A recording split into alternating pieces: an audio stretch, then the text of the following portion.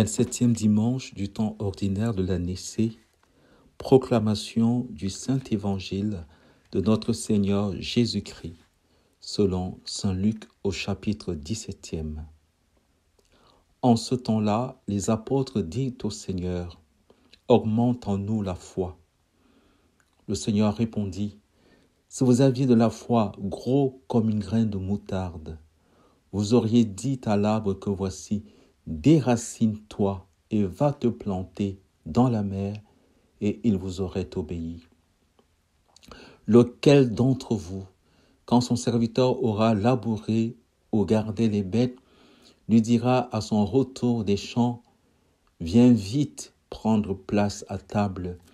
Ne lui dira-t-il pas plutôt, « Prépare-moi à dîner, mets-toi en tenue pour me servir, le temps que je mange et boive. Ensuite tu mangeras et boiras à ton tour. » Va-t-il être reconnaissant envers ce serviteur d'avoir exécuté ses ordres?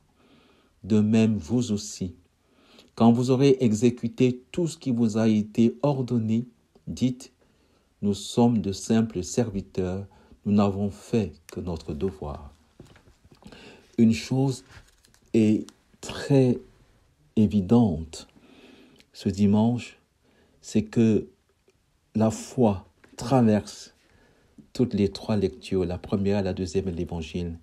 Dans la première lecture, nous avons entendu « Celui qui est insolent n'a pas l'âme droite, mais le juste vivra par sa fidélité. » Ce que précise saint Paul au chapitre 1er de la lettre aux Romains, le juste vit par la foi. La fidélité, n'oubliez pas que le mot fidélité, fides, a pour racine le mot foi. Dans la deuxième lecture, nous entendons « Garde le dépôt de la foi dans toute sa beauté, avec l'aide de l'Esprit Saint qui habite en nous. » Et pour finir dans l'Évangile, en ce temps-là, les apôtres disent au Seigneur, « Augmente en nous la foi. » Le Seigneur répondit, « Si vous aviez la foi gros comme une graine de moutarde. » Oh, pendant la messe, à un moment, le prêtre s'écrie, s'extasie, s'exclame, « Mysterium Fidei » qu'on traduit en français, il est grand le mystère de la foi. Oui, grand est le mystère de la foi. On va donc se poser la question essentielle, qu'est-ce que la foi? Une fois de plus, nous sommes obligés de reconnaître que cet évangile nous ramène au fait que chaque fois que Dieu parle, on peut le comprendre selon la ratio ou selon la foi, selon la fides. Cette encyclique, là c'est très beau parce que dans le prologue de l'encyclique Fides et Ratio, il est dit que ce texte, je cite l'encyclique, ce texte sera le plus déterminant en ce qui concerne l'avenir de l'Église et l'avenir du monde.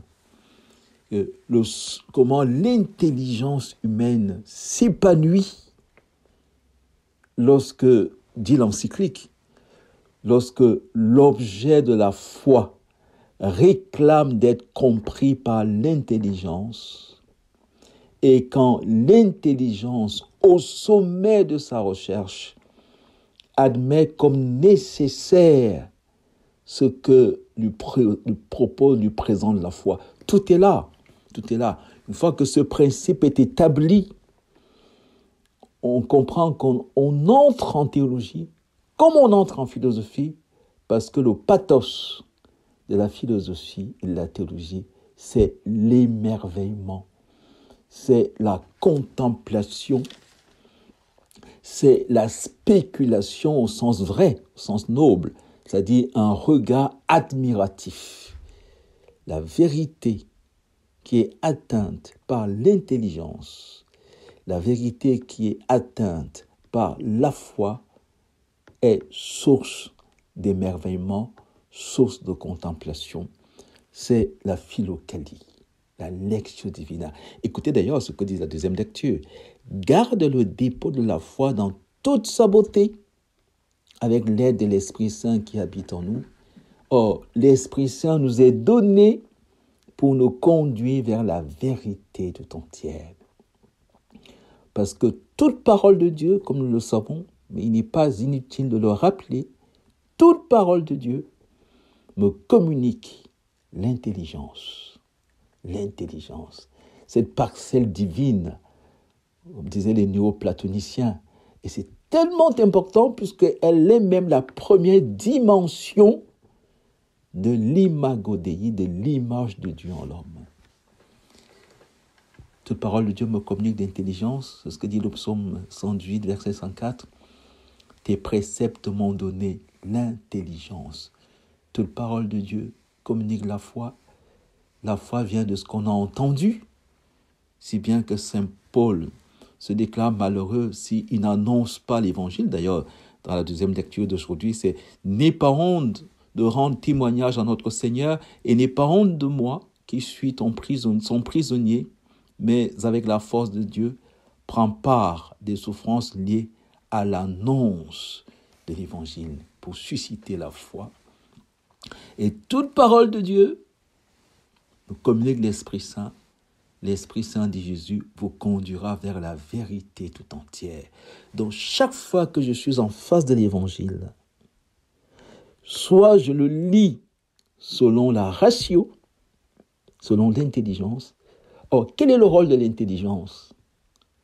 Thomas d'Aquin répond, la philosophie, c'est-à-dire l'intelligence, ne s'épanouit ultimement que dans la philosophie. Pourquoi? Parce que la philosophie étudie toutes les modalités de l'être, y compris Dieu. D'autant plus que ce qui tombe en premier lieu dans l'intelligence, c'est l'être. Vous ne connaissez la vérité, vous ne connaissez qu'une réalité que lorsque vous affirmez tour à tour qu'elle est, ensuite, comment elle est, chromodocite, et ce qu'elle est, quidcite. Et cette connaissance de toute réalité comme vraie, parce qu'on peut connaître la réalité de deux manières. On peut la connaître selon le devenir, selon ses relations avec le monde qui l'entoure, selon le raisonnement des relations à l'infini, selon la logique de la proposition. On peut raisonner à l'infini, faire toutes sortes d'hypothèses, connaître le réel selon ses relations, selon son devenir, selon la phénoménologie, ou connaître le réel selon la vérité, c'est-à-dire selon qu'il est en tant qu'il est. Et n'oubliez pas que c'est le lien de parenté entre notre intelligence qui est faite pour connaître la vérité de toute chose, c'est-à-dire connaître toute chose en tant qu'elle est, et avec l'évangile qui nous fait connaître toute chose selon Dieu, c'est-à-dire selon l'être. Nous le verrons, nous serons semblables à lui, car nous le verrons tel qu'il est. Et Dieu lui-même, se présentant à Moïse, se présente comme celui qui est. Donc, dans cet évangile, voyons ce qui relève de la vérité selon la fidèse et ce qui relève de la vérité selon la ratio.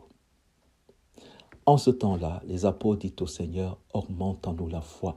Or, qu'est-ce que la foi? C'est la plus belle définition de la foi, c'est Thomas d'Aquin.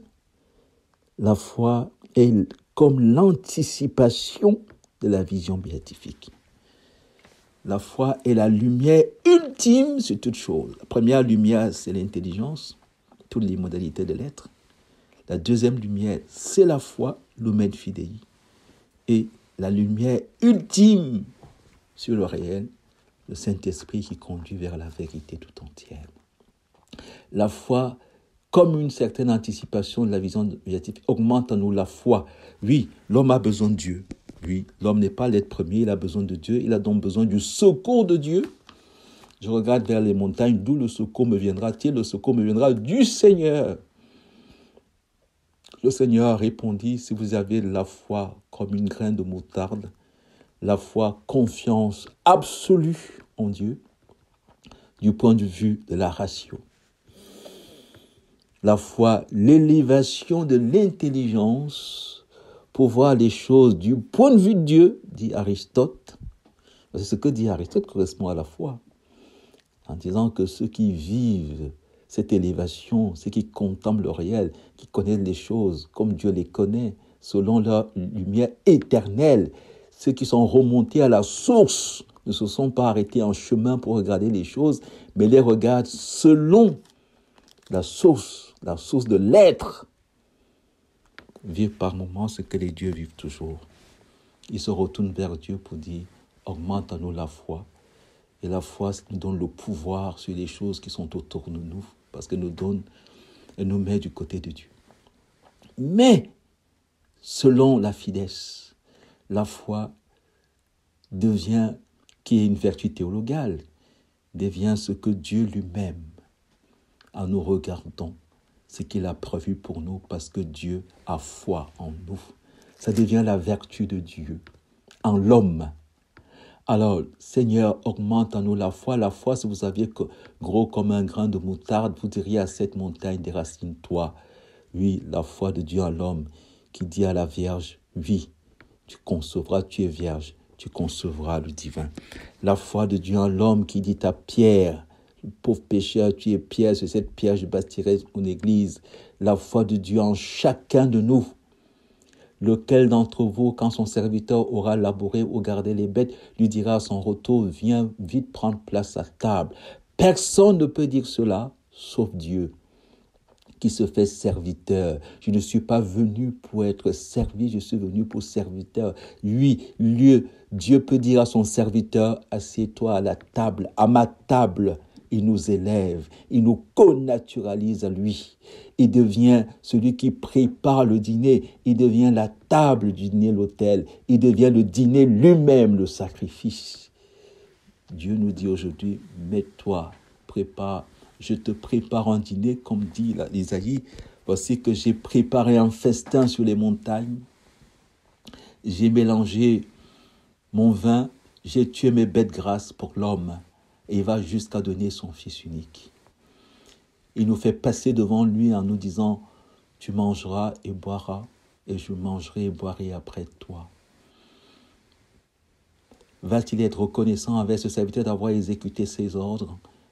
De même, vous aussi, quand vous aurez exécuté tout ce qui vous a été commandé, dites, nous sommes des serviteurs inutiles. Quand nous nous arrêtons à la loi, quand nous arrêtons à la ratio, nous sommes des serviteurs inutiles parce que ce que Dieu prépare pour nous, dit Isaïe, ce que l'œil n'a jamais vu, ce que l'oreille n'a jamais entendu, ce que le cœur de l'homme n'a jamais imaginé. Voilà ce que Dieu prépare pour nous, pour que nous ne soyons pas des serviteurs inutiles, qui se contentent de ce qui est selon eux, ce qui est à la dimension de l'homme. Aristote avait déjà prévenu l'homme. N'écoutez pas ce qui vous conseille de vous arrêter, de vous contenter de ce qui est humain parce que vous êtes des hommes, de ce qui est mortel parce que vous êtes des mortels. Dieu a voulu, dans sa bonté, Dieu a foi en l'homme. Et la foi de l'homme, de Dieu en l'homme, c'est de confier à l'homme ce que lui seul Dieu pouvait faire à l'homme et de faire asseoir l'homme à la table du royaume. Bienheureux les invités au festin des noces de l'agneau. L'agneau victime, l'agneau serviteur, l'agneau autel, l'agneau le festin. Extraordinaire, notre Dieu est extraordinaire. Il est grand, le mystère de la foi, qui nous fait voir les choses du point de vue de Dieu, c'est-à-dire Dieu lui-même, à l'œuvre, et la ratio qui nous fait voir les choses du point de vue de l'homme vis-à-vis de Dieu, la fidèse, Dieu vis-à-vis de l'homme. Amen.